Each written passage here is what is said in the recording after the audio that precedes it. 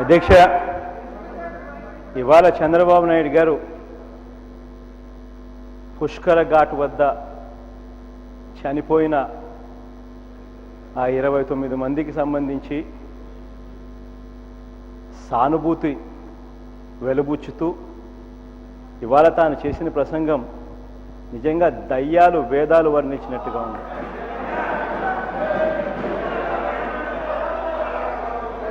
చంద్రబాబు నాయుడు గారు సాక్షాత్తుగా దగ్గర ఉండి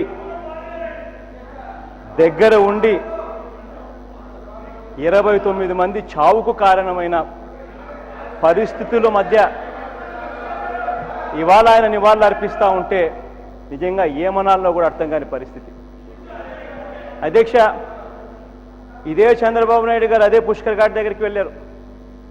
అక్కడ విఐపీల కోసం అని చెప్పి ప్రత్యేకంగా కొన్ని ఘాట్లు పెట్టారు. దాదాపుగా విఐపీ ఘాట్ల కోసమే ఏదైతే కేటాయింపులు చేశారో అక్కడే సరస్వతి ఘాట్ అని చెప్పి దానికి నామకరణం కూడా చేసి ఎవరైతే విఐపీలు ఉంటారో వాళ్ళు సామాన్యులకు ఎవరికి కూడా అంతరాయం కలిగించకుండా ఉండేందుకు వాళ్ళంతా సరస్వతి ఘాట్కు వెళ్ళి అక్కడైతే పాసులు ఇస్తారు. సామాన్యులు ఎవరికి డిస్టర్బెన్స్ ఉండదు. సామాన్యులందరూ వేరే ఘాట్లలో స్నానాలు చేస్తారు, పూజలు చేసుకుంటారు. విఐపి ఘాట్లో ఇక్కడికి ఎవరికి పోయినా కూడా ఇబ్బంది ఉండదు అనే ఉద్దేశంతో పాసులు ఇచ్చి అక్కడ సరస్వతి ఘాట్లోకి వెళ్ళి అక్కడ ప్రార్థనలు అక్కడ స్నానాలు చేయమని చెప్పి స్థలాలు కేటాయించారు.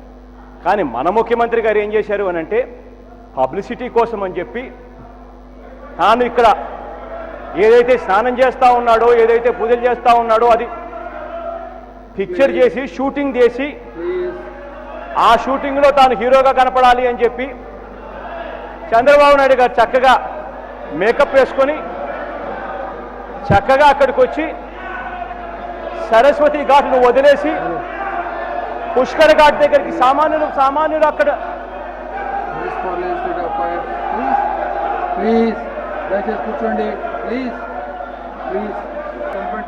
చంద్రబాబు నాయుడు గారి మీద మేము ఆరోపణలు చేస్తే అది ఏకంగా శాసనసభ మీదనే ఆరోపణలు చేసినట్టుగా స్పీకర్ బాధపడే పరిస్థితిలోకి వస్తా ఉంది. ఇంతకన్నా అన్యాయం అది ఉండదు. చంద్రబాబు నాయుడు గారు నిజంగానే చంద్రబాబు నాయుడు గారు ఇవాళ 29 మందిని చంపి ఆ 29 మందిని చంపేసి ఇవాళ నివాళులు అర్పిస్తా ఉంటే నిజంగా దయ్యాలు వేదాలు వర్ణించినట్టుగానే ఉంది. అధ్యక్ష,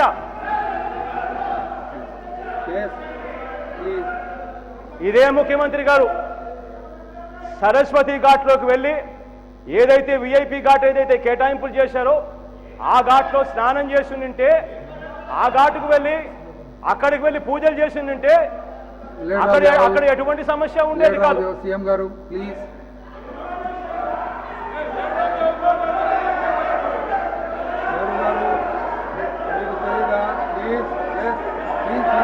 సంతాప తీర్మానం తెలియజేస్తా ఉన్నాం. సంతాప తీర్మానంలో ఎలా చనిపోయారు అన్నది చెప్పకపోతే చనిపోయిన కుటుంబాలకు చనిపోయిన వాళ్లకు కనీసం వాళ్ళ ఆత్మలకు శాంతి కలుగుతుందా అని అడుగుతా ఉన్నా. అధ్యక్ష, ఎలా ఉందనంటే అధ్యక్ష, చనిపోయిన దానికి వీళ్ళకి బాధలు లేదు, ఎలా చనిపోయారు అని చెప్పినందుకు వీళ్ళకి బాధలు ఎక్కువగా ఉన్నాయి. ఎలా చనిపోయారు అని చెప్పి చెప్పడానికి కూడా అధ్యక్ష అబ్దుల్ కలాం గురించి మాట్లాడాం. అబ్దుల్ కలాం గారు ఎప్పుడు పుట్టారు, ఎక్కడ పుట్టారు దగ్గర నుంచి ఎలా చనిపోయారు అంత దూరం పోయాం.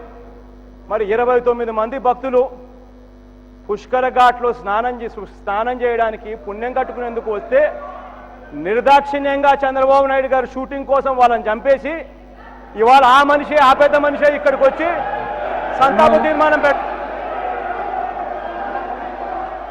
ముఖ్యమంత్రి గారు మాట్లాడుతూ అంటారు ఆలస్యం అవుతా ఉంది కాబట్టి పిల్లలు చనిపోయారు, ఆ ముగ్గురు చనిపోయారని. ఆలస్యం అవుతా ఉన్నందుకు కాదు అధ్యక్ష చనిపోయింది. చంద్రబాబు నాయుడు గారు వాళ్ళ మంత్రులు ఆ పక్కన బీజేపీ వాళ్ళ మంత్రులు మాట్లాడుతున్న మాటలకు స్టేట్మెంట్లకు చనిపోయారు వాళ్ళు. చంద్రబాబు నాయుడు గారు అంటారు ప్రత్యేక హోదా సంజీవిని కాదు అని. అరుణ్ జైట్లీ గారు మాట్లాడిన ప్రెస్ కాన్ఫరెన్స్లో వినండి ఒకసారి ఏం మాట్లాడారో ఏం చెప్పారో. ప్రత్యేక హోదా రాదు అని అంటూ మీరంతకు మీరే మీరంతకు మీరే అటువంటి భావన ఇచ్చారు కాబట్టి పిల్లలు చనిపోయే పరిస్థితిలోకి వచ్చింది. ఈ చావులకు కూడా పూర్తి కారణం మీరే భరించాలి. చనిపోయిన కుటుంబాలకు ఇంతవరకు దమ్మిడి కూడా ఇవ్వలేదు అధ్యక్ష.